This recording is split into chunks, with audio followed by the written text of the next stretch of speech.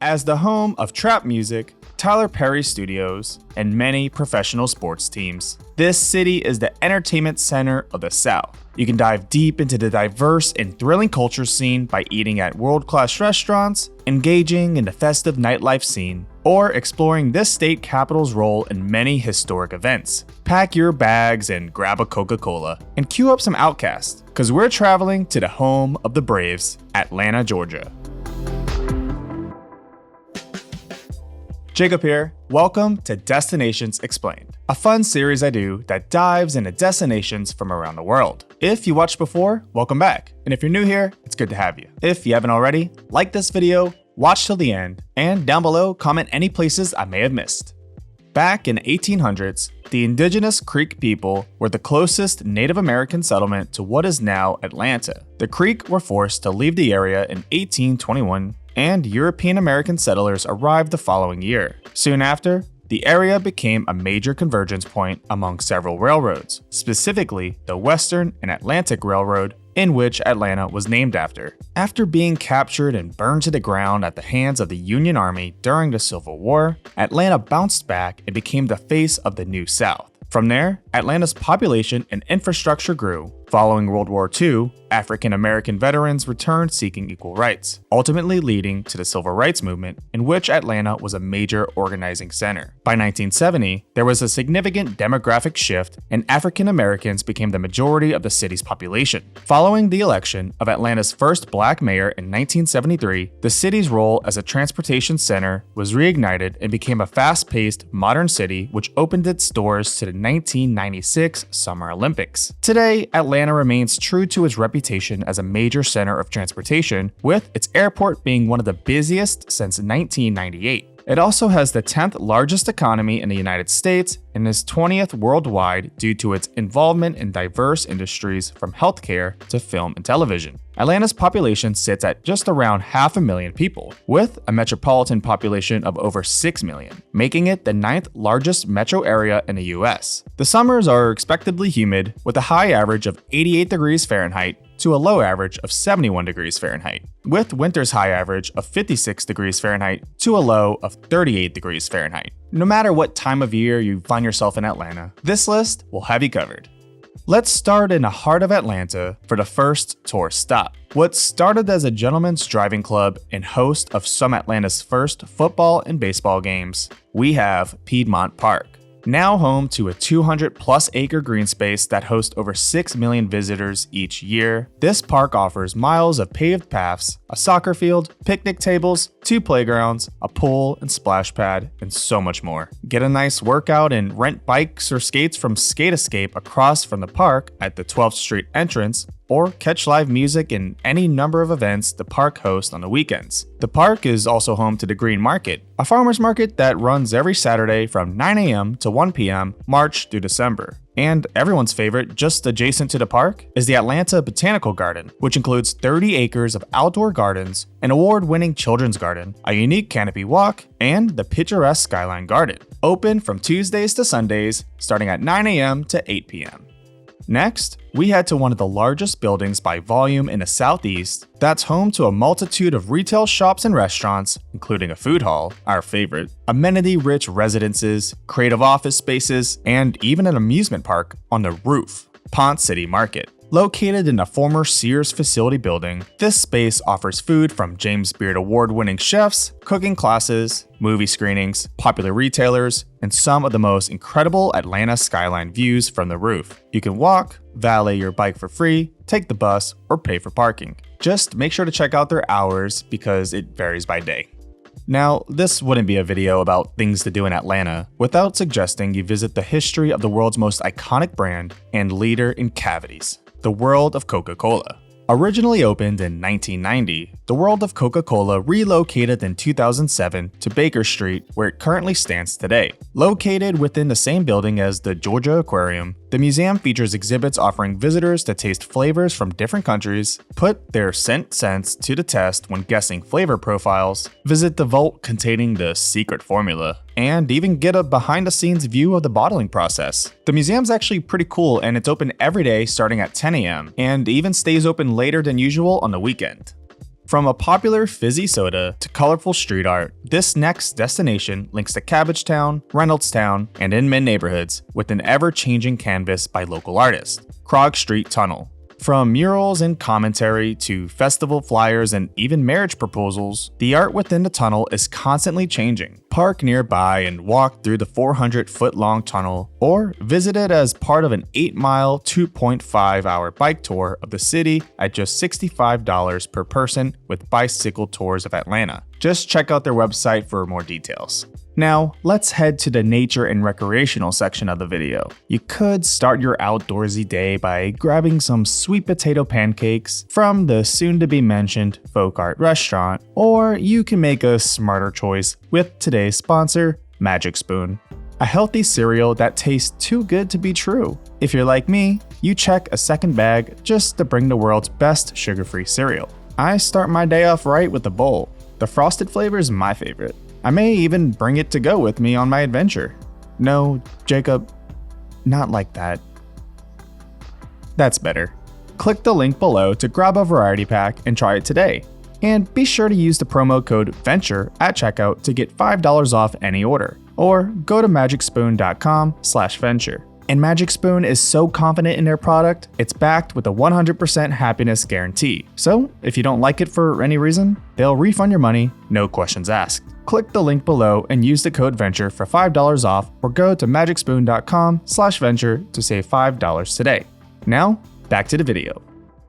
Starting with one of the largest, most wide-ranging urban redevelopment programs in the United States, the Atlanta BeltLine. This 22-mile former railroad corridor is now a network of multi-use trails that connects a myriad of the city's neighborhoods and parks. Whether you take the BeltLine by foot with your dog or with a rented bike, just make sure you check out the art on the Atlanta BeltLine. Spanning roughly 12 miles of the 22-mile corridor, this linear gallery represents artists in a variety of mediums. Make sure to check out the BeltLine's website for any upcoming events, like the beloved BeltLine Lantern Parade. Just 7 miles northeast of the city sits the scenic walking and running trail loops, nestled right in the middle of Emory's campus. Lullwater Preserve.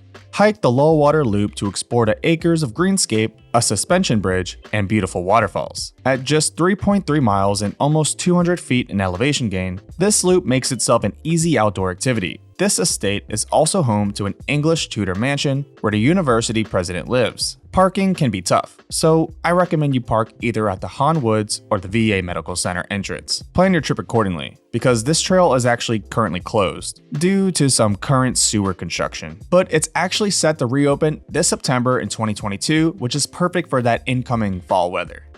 Just 15 miles northwest of the city lies a 48-mile stretch of river with recreational opportunities as well as access to historic sites established in 1978 by President Jimmy Carter, the Chattahoochee River National Recreation Area. You can raft through the rocky shoals or fish in one of Georgia's most premier trout streams. Whether you're there to float the river during the summer or for a nice family picnic, I'd recommend hiking the East Palisades Trail, another 3.3-mile loop, but with almost 500 feet in elevation gain. But it comes with a rewarding overlook deck to take in the views of the river. As this isn't a national park, you will have to pay a small fee just to go there. 30 minutes north of downtown, you can take in this famous waterfall that was created as a dam to help power the Roswell Mill, Vickery Creek Falls. The Vickery Creek Trail, which is only, oh my god, is this 3.3 miles? This is the third trail that is 3.3 miles. 3. I'm a little spooked out, but it's fine, let's continue. Continuing on your tour of 3.3-mile loop hiking trails, take the Vickery Creek Trail, reaching just over 300 feet in elevation gain. Along the trail, you'll find a covered bridge, Civil War-era mill ruins, and a spillway waterfall. This shady and scenic hike makes for a photo-worthy hike without trekking too far from the city. This last nature destination is the furthest, with an hour-and-a-half drive from the city. You can visit the state's highest waterfall at the Amicalola Falls State Park. The park offers hiking trails, a variety of lodging, a restaurant, zip lining, and archery. The East Ridge Loop, which is not a 3.3-mile loop, Okay, this one's different. It's a different distance. Is only a 2-mile loop, but has an elevation gain of precisely 784 feet to the top of the waterfall and back down. But it's totally worth it. The park charges a parking fee, but you could always purchase an annual pass that's actually valid at all Georgia state parks. After all that hiking, it's time to eat. This first restaurant brings us to a lively and comfortable atmosphere that encourages guests to share plates of their free-spirited cuisine, Redbird. Whether you take in the views at the spacious bar, enjoy outdoor dining on the courtyard terrace, or get a front row dining experience at the 8-seat kitchen counter, you won't be disappointed with a meat or seafood main or a seasonal side. Visiting on a weekend? Just make sure to take advantage of their biscuit sandwich pop-up, Birdie Biscuits, at their to-go window on the patio outside. Southern food? In the South? Groundbreaking. But seriously, if you're going to have Southern food in Atlanta, this is where you need to go. Mary Mac's Tea Room. Opened in 1945, at a time when women couldn't just open up a restaurant, it's now one of the city's 5 largest restaurants. With over 20 sides, their iconic tomato pie, and award-winning fried chicken, you can see why they've brought in many famous visitors, such as the Dalai Lama and Beyonce. Next up, an all-day diner spot. Open at 9 every day and closing before dinner time. This Southern food with a twist brunch spot is located within Piedmont Park with a second location in Decatur. Folk Art Restaurant. Choose from classics like Eggs Benedict to steak and eggs to unique Southern dishes like deep fried cheddar jalapeno grit fritters and pork shoulder topped with collard green slaw. Grab an apple bitters mimosa and enjoy brunch any day of the week. When thinking of the hottest barbecue cities in the South, Atlanta probably isn't top of mind. However, the barbecue scene is still a big deal here. This spot was opened by twin brothers who came to Atlanta from Texas, Fox Bros Barbecue. There's many versions of their barbecue around the city, with their main location in DeKalb. They also have their kiosk they converted from a shipping container, their stall at the Foodworks Food Hall, and are part of the Terrapin Tap Room at the Battery. Come for their signature style smoked brisket, pulled pork, and wings, and stay for their original dishes such as their chicken fried ribs, a pimento cheese sandwich, or their chili mac and cheese. And this is why I eat before I film this stuff, because that would have made me hungry. And being hungry would have made me upset.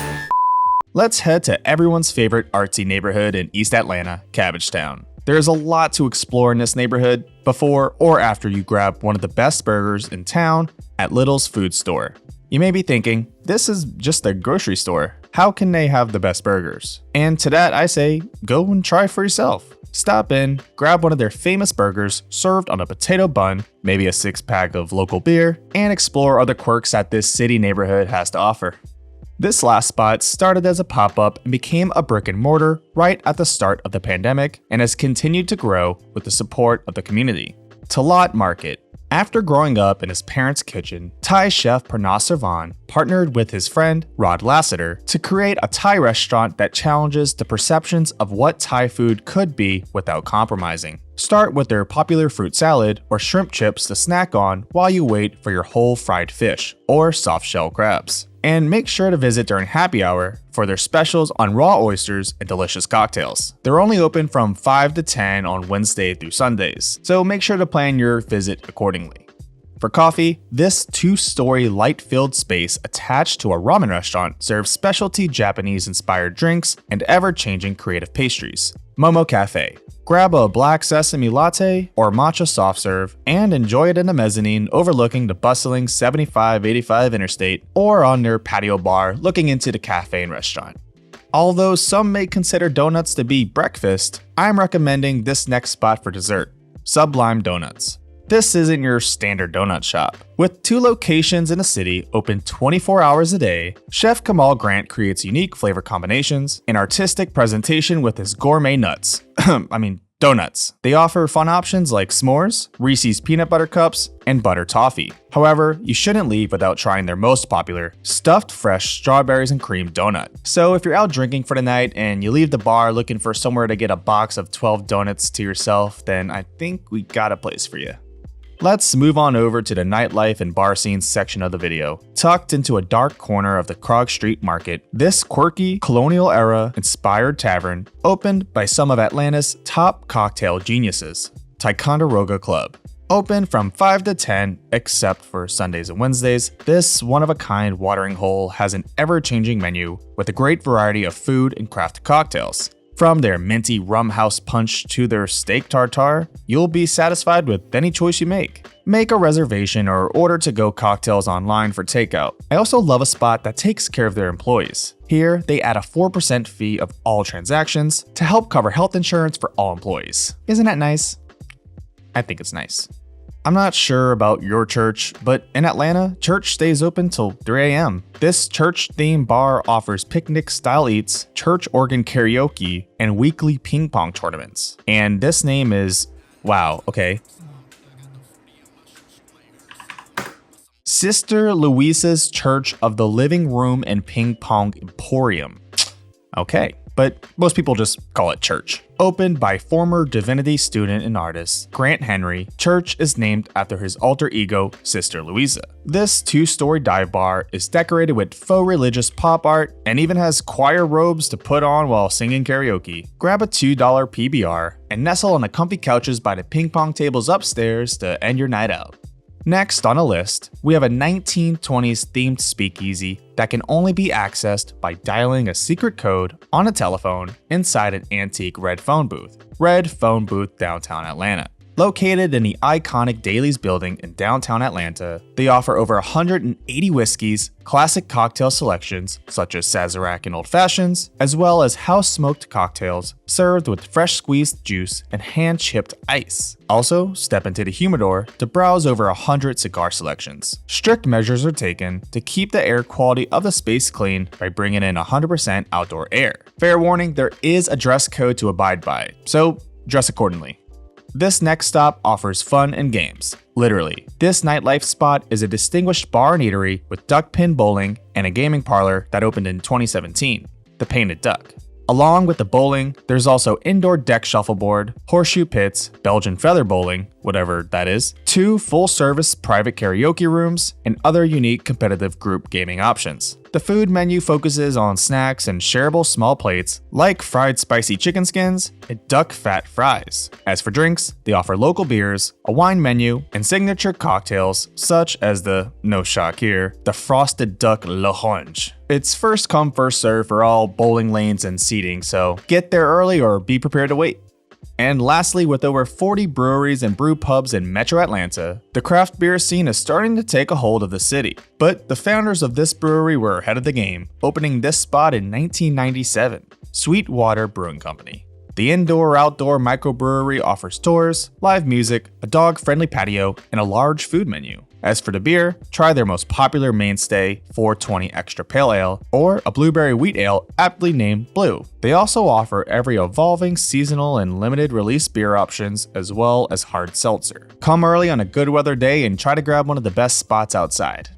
And there you have it, a southern city to its core. From late night ping pong, to the hiking trails and paths, to the deep fried, well, anything. Atlanta is a well-rounded and diverse city that offers the perfect mix of adventure and relaxation that you look for when traveling. I make surveys here on YouTube to let you the people pick the next city, so subscribe and keep an eye out for the next one. Thanks for watching. Don't forget to like this video, and while you're at it, comment which city I should do next down below.